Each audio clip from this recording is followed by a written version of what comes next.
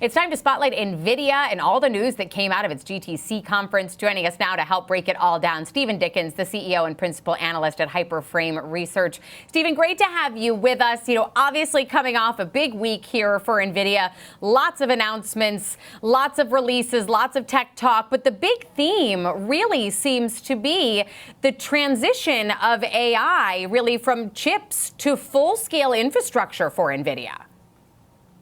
Exactly, Marley. Action-packed week last week. Our team was tracking what felt like hundreds of announcements across the stack.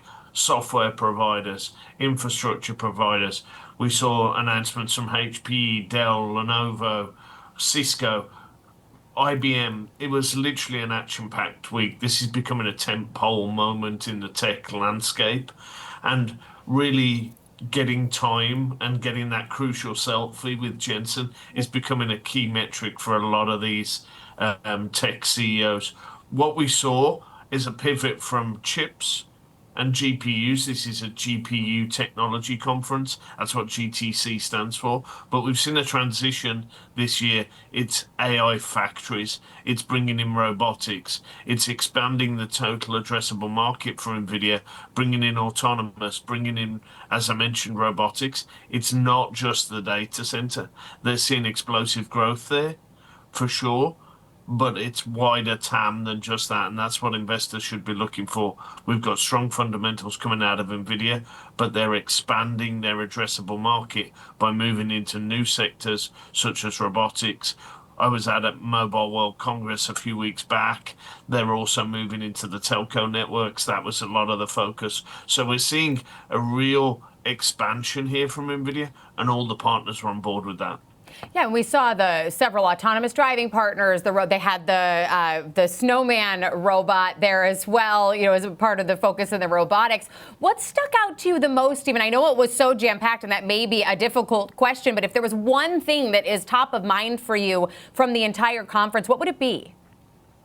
I think we're seeing a $1 trillion demand here. We see the hyperscalers building out. They've got over 600 billions worth of committed spend. This is the AWS, this is Microsoft, this is a bunch of others. Down into the stack, people like Volta and CoreWeave were also making huge announcements last week around deployment of Nvidia technology. So for me, I think it was momentum on the core infrastructure side, the GPU side. But as I mentioned earlier, that TAM expansion into autonomous, into robotics, out further towards the edge, and some of the use cases there around smart manufacturing, smart retail, moving this inference further out towards the applications and those use cases, and we're starting to see real deployment. So, I mean, one of the key takeaways for me was how pivotal Nvidia is to the prospects of the Lenovos, the HPs, the Dells, the Ciscos of this world, and how they were focused on really making a significant number of announcements last week to really double down on this AI factory and the pivot to inference. So, as I say, a lot to take away from last week, but I think for me, if I was to boil it down, TAM expansion and AI factories. And you mentioned that we're already seeing some deployment from some of these major hyperscalers. We've already heard Microsoft, Amazon, Alphabet. They're already deploying this tech. How far ahead are the hyperscalers compared to the rest of the market? And a second follow-up to this is, now knowing that we're in the deployment phase here, Stephen, do you still have concerns about overinvestment here in terms of the tech spend? So I'll cover the AI bubble question first. A lot of people are trying to draw parallels to where, say, Cisco were with infrastructure build out in the internet era. What we were building out then is building out into dark fiber. So this was building out ahead of demand. We're absolutely not at that case here. There's no such thing as a dark GPU these days. Every GPU that the hyperscalers and the neo cloud providers are turning on is lit up straight away. We're also seeing explosive growth from some of those infrastructure providers, the Dells, Cisco's, Lenovo's, HP's. Michael Dell making comments over the weekend around how explosive he's seeing the growth of AI servers, expecting that to grow as much as 100%.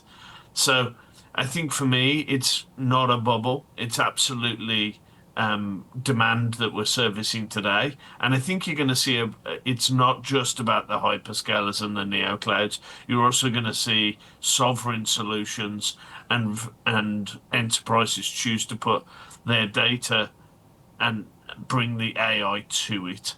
So, especially when we get out into some of those edge use cases, that's where I see players like HPE, Dell, Cisco, Lenovo making strides, and we're already seeing that demand come through box office results from HPE and Dell recently in the last couple of weeks.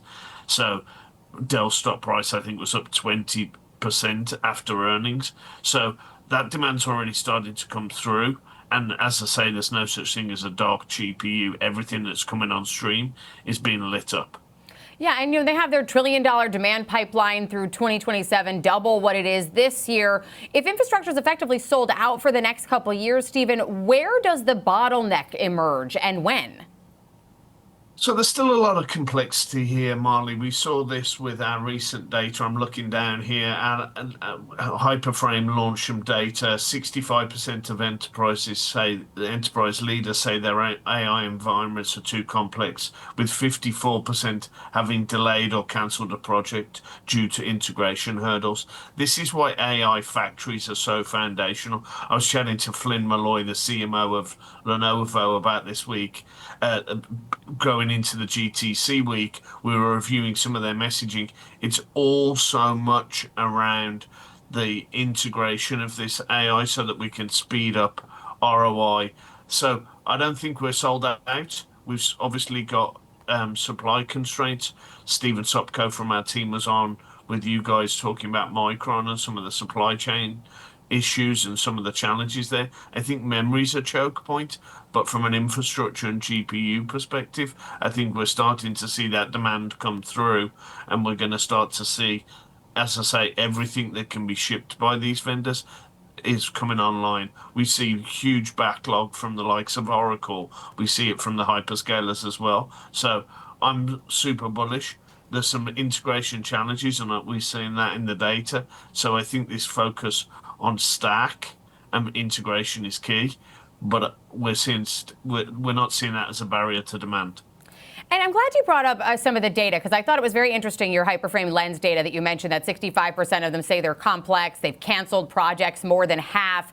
Only 37% in your data have a real deployment process in place. So if the goal is obviously for everyone to get ahead of the bottleneck, to get all of these things deployed, what's the reality of the timeline here, Stephen, seeing that companies are canceling their projects because they're simply too complicated, but more than 3/4 of them agree that AI is strategic and they need it?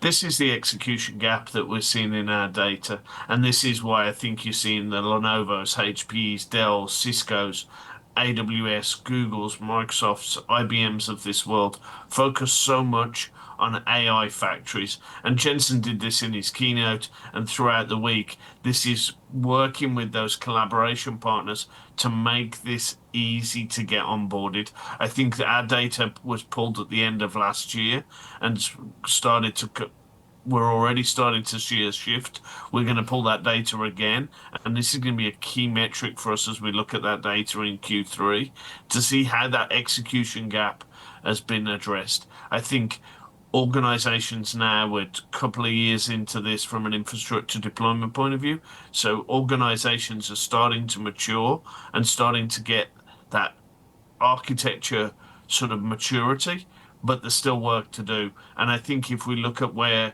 2026 is, this is going to be the crucial thing for me. Can we go from that execution gap where there's rampant demand but still infrastructure challenges, and can these vendors deliver on the promise of AI factories?